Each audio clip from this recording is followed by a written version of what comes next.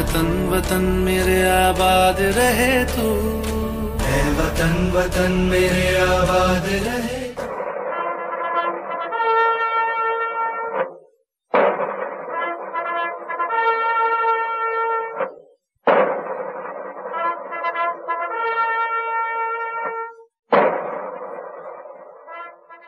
High কেমন আছো? আমি হলাম রাজু, আর আজকে নেতাজির জন্মদিনে আমি তোমাদেরকে নিয়ে যাব নেতাজির বাড়িতে।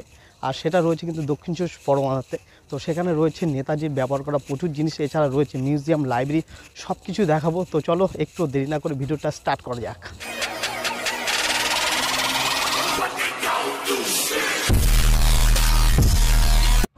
তো এখন আমরা চলে এসেছি সুভাষ গ্রামে, যেটা শিয়ালদা থেকে যে কোনো ট্রেন মানে বারুইপুর লোকাল অথবা লক্ষ্মীকান্তপুর লোকাল ধরলে 30-40 মিনিট মতো লাগে সুভাষ গ্রামে আসতে। এখান থেকে কিছু দূর কিন্তু হেঁটে গেলেই নেতাজি সুভাষচন্দ্র বোসের বাড়ি। তো চলো রাস্তার মধ্যে যাই, আর অবশ্যই বাড়ি গিয়ে কথা হচ্ছে। তো মোটামুটি প্রায় 10 মিনিট ধরে হাঁটছি সুভাষচন্দ্র বসুর বাড়ি যাওয়ার জন্য সুভাষগ্রাম স্টেশন থেকে। যদি তোমরা অবশ্যই কখনো আসো তো ট্রাই করবে ওখানকার লোকাল ভ্যান বা টোটো নিয়ে যেতে, তাহলে যেতে অনেকটা সুবিধা হবে আর তাড়াতাড়িও হবে।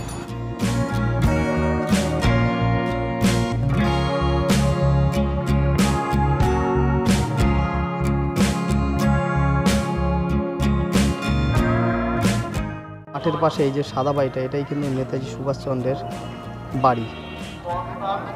তো মোটামুটি প্রায় 20 মিনিট ধরে হেঁটে এসে অবশেষে কিন্তু নেতাজি সুভাষচন্দ্র বসুর বাড়ির সামনে চলে এসেছি।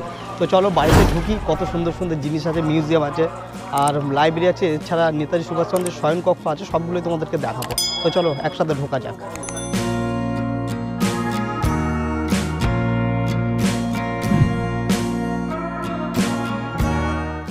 এখন বাজে ঘড়িতে 10টা, আর এর মধ্যে কিন্তু নেতাজির বাড়ি দেখার জন্য প্রচুর পরিমাণে দর্শনার্থী একদম ভিড় করে আছে, আর ভেতরে চলছে কিন্তু কুচকাওয়াজ।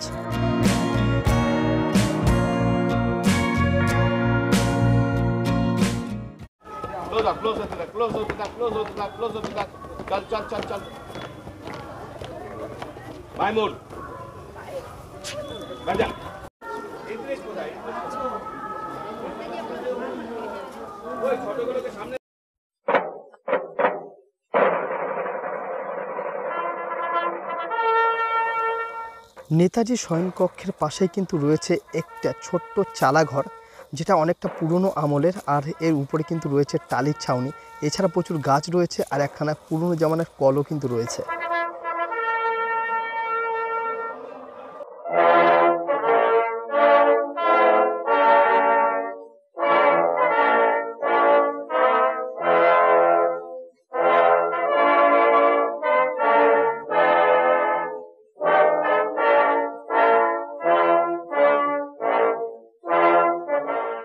তো ভিড় উপরে উঠে এটা দেখলাম একটা নেতাজির ছবি রয়েছে, আর এটা হলো নেতাজির শয়নকক্ষ। এছাড়াও রয়েছে ঘরে কিন্তু একটি পুরনো জামানার কেটলি, জলখার গ্লাস আর নেতাজির ছবি। এছাড়াও একটি চেয়ার রয়েছে যেখানে তিনি বসতেন, আর রয়েছে দুখানা ফটো। আর এই হলো টোটাল ঘরটা।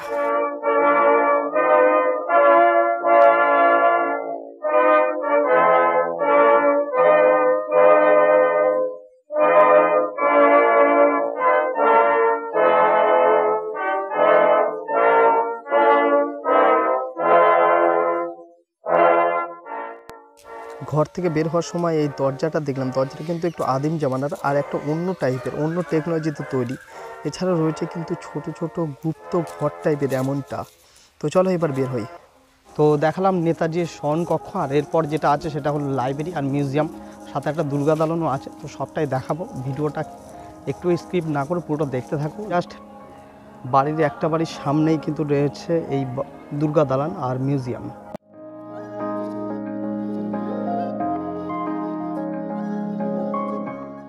দুর্গা দালানে ঢুকে দেখলাম প্রচুর পরিমাণে আর্টিস্টিক ছবি আঁকা, যেগুলো কিন্তু প্রধানত সেল করা হচ্ছে এখানে এই 23শে জানুয়ারি উপলক্ষে। আর এটা হলো সেই দুর্গা দালান যেখানে প্রতি বছর দুর্গাপুজো হতো, এখনও হয়, এবং নেতাজি এখানে দুর্গাপুজোর সময় আসতেন।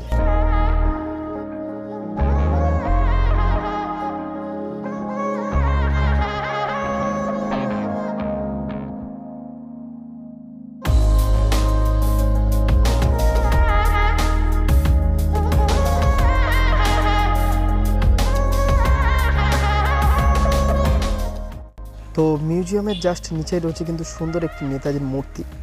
আর আমরা এখন উঠছি মিউজিয়ামের মধ্যে। আর মিউজিয়ামের ওঠার মুখেই রয়েছে কিন্তু একটি সুন্দর লাইব্রেরি, যেখানে প্রচুর পরিমাণে পুরনো বই রয়েছে, বিশেষত স্বাধীনতার বই প্রচুর রয়েছে এখানে।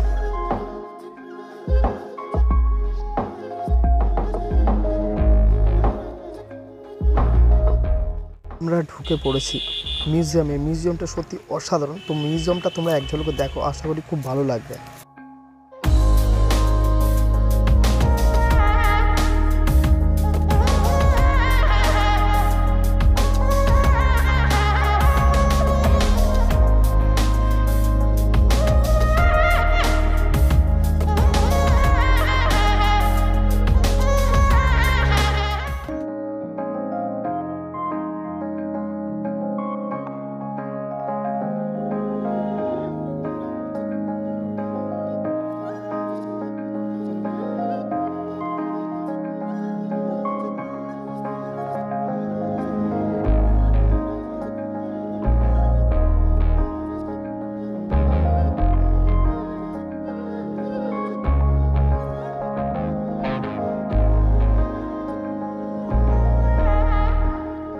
তো এই ছিল নেতাজি সুভাষচন্দ্রের মিউজিয়ামের সুন্দর সুন্দর জিনিস আর লাইব্রেরি।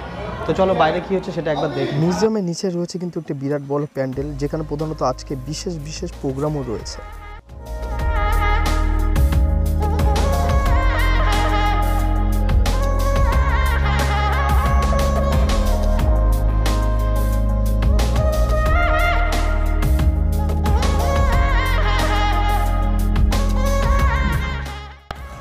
তো ফাইনালি আমরা কিন্তু দেখে ফেলেছি নেতাজি সুভাষচন্দ্র বসুর বাড়ি। তো নেতাজি সুভাষচন্দ্রের 127তম জন্মদিনে খুব ভালো একটা সময় কিন্তু কাটলো। আর অবশ্যই পারলে তোমরা একবার ঘুরে যেও জায়গাটা, যদি এটা শুধুমাত্র 23 আর 26শে জানুয়ারি খোলা থাকে, আর বাদ বাকি দিন বন্ধ থাকে। তো এই ছিল আজকের ভিডিও। কেমন লাগলো অবশ্যই জানিও, আর ভালো লাগলে অবশ্যই একটা লাইক করো। তো দেখা হচ্ছে পরের কোনো ভিডিওতে, ততদিন অবশ্যই ভালো থেকো, সুস্থ থেকো।